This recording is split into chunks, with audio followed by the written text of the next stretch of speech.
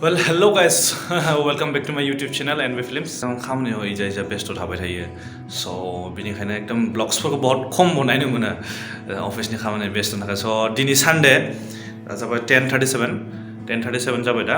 ओमफ्राय आं दिनै थांगोन अपसारा सिनेमा कमप्लेक्सआव थांगोन आं दिनै. माने बेयाव दिनै जोंनि प्रटेकआ आं जेराव मावो प्रटेक बियो माने स्पन्सर खालामदों आरो JCI इन्टारनेशनेल. ओमफ्राय बिखै दङ T सिरिज स्टेज जायो नालाय प्रग्रामफोर जायो. ओमफ्राय मोनसे मटर साइकेल माबा मोनसे इन्डियान कम्पानि मोनसे लाइक इलेक्ट्रिक मटर साइकेलनि बिसोरखौ स्पन्सर खालामदों. माने गासिबो गेजेरावनो माने मोनसे प्रग्राम बनायदों आरो जोंखौ जोंनि प्रटेकआ स्पन्सर खालामो. स' आं बेयावनो थांगोन दा. ओमफ्राय जों टिमा नायगोन एसे मारै मा जादों प्रग्रामफोरखौ नायनो. जेनेबा जोंनो स्पन्सर खालामदों, जों माने जोंनि कम्पानिया स्पन्सर खालामदों. स' बेयावनो थांनो दा आं दा रेडि जागासिनो. ओमफ्राय आं दा फुरा रेडि जाबाय, नै फुरा ड्रन केमेरा लाजोब्बाय, मबाइल कभार, लेपटपखौबो सोनोसै. ओमफ्राय आइपेडखौ चार्जआव होदोंमोन, चार्जआ 75 जाबाय, 75%. स' लांसै. स' नायबाय थादो गाइस भिडिअखौ. आङो अला बुक खालामदों, ओमफ्राय मोनफैसिगोन बियो. चलो खुसा अरे यार.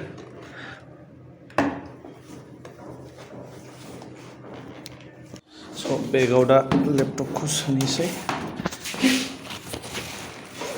लैपटॉप चला गया, ये भी चला गया, हो गया. बेगखौ मारिबाय.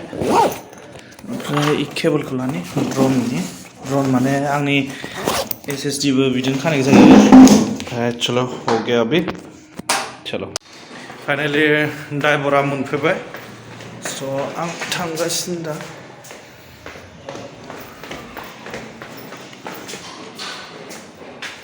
ड्राइभार मोनफैबाय, नेगासिनो बाहेराव. मोनफैबाय नै बेनो. चलो फाइनली इटो राखी देउनु तो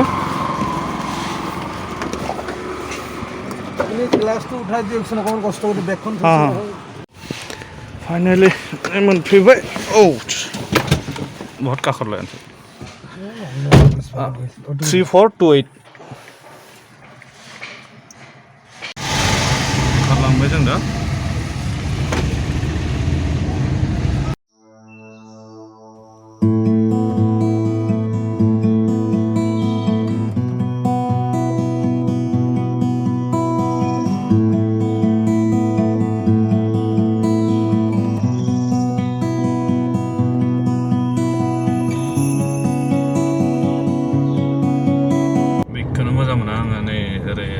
लासै नांथा थाङो. ओरैनोलाय बारा गोजान नङा, 5 किल'मिटार नामाल'सै आङो रुमनिफ्राय पल्टन बाजारसिम. खिन्थु बे ट्राफिकनि थाखायनो मा खालामबावनो दा लासै थांनो गोनां जायो. एसे क्लियार दिनै सानडे नालाय, ओमफ्राय सानडेआव एसे थांफै. दिनै सानडे नालाय एसे माबा थायो, क्लियार थायो. बाखि दिनाव आयु ओरैबायदि जाम जायो. आरो गुवाहाटि मजाया, जाय गुवाहाटियाव थायो बे ट्राफिकखौ मिथियो. जेराव जोंनि गामि एरियायाव 15 किल'मिटारबाबो लामा मोजांबाथाय 20 25 मिनिट्सफोरावनो मोनहैयो. बेयाव बे 15 किल'मिटारखौ मोनहैनांगौबा जाबायसो आरो मिनिमाम 1 घन्टानि सिगाङाव मोनहैखाया बे गुवाहाटियाव. स' बेनो दा खालि जालायबाय, एसे थांबाय थादो दा.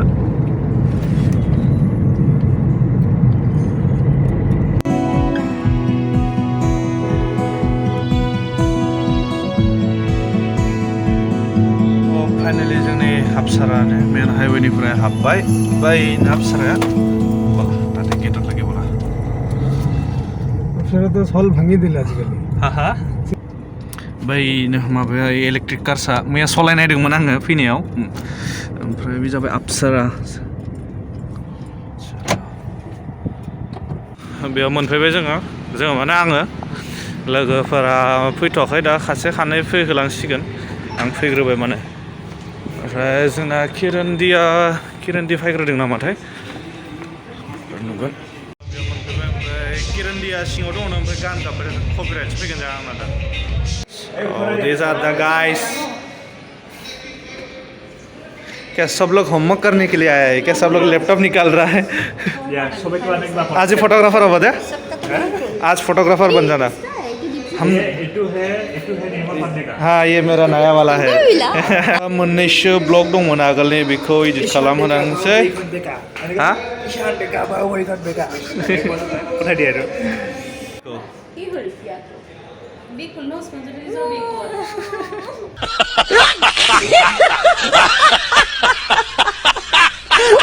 अब देखो ये 2 मॉडल का फोटो सेशन हाँ हाँ okay okay ma'am please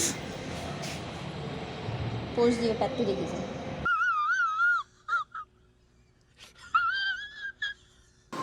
okay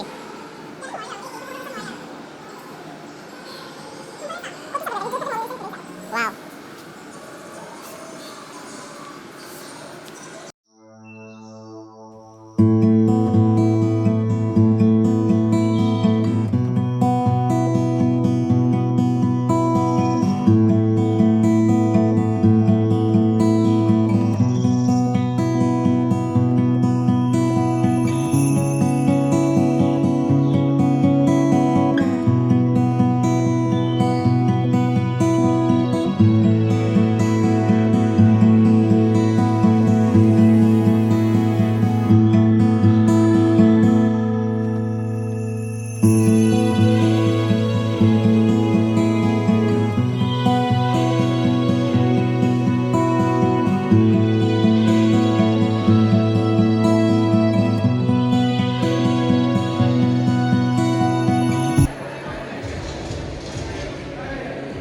lunch खालामनो थांसै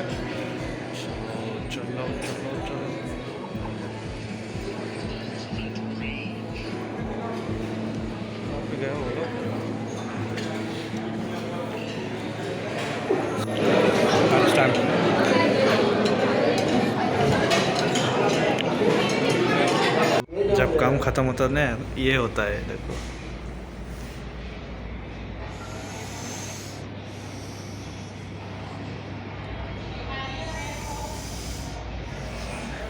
সাউন্ড ইফেক্ট এটা আমার কুইন ঠিক আছে কুইন সবে স্যালুট দিছে এফালে চেলা সাইড মে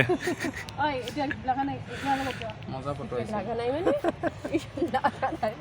लकेशना हिटखा फट' सट' लाबायावनो गासिनोबो दा डिनार खालामफैदों मानिपुरि दिनै मानिपुरि जानाय नागिरदों मैया नागा जादोंमोन दिनै मानिपुरि जानाय नायनोसै माबायदि नाङो स' गाइस हर जाबाय बे प्रग्रामा एसे गोबाव जाबावगोन बायदि मोनदों आं नाथाय आं एसे थाब थांगोन आं 9:30 थांगोन 9:30 थांनानै स्कुटि खालायगोन दिनै आंनिखौ ओमफ्राय बेखौ लानानै रुमाव थांगोन फाइनालि आंना ओंखामा मोनफैबाय स' दा जानोसै चलो मनी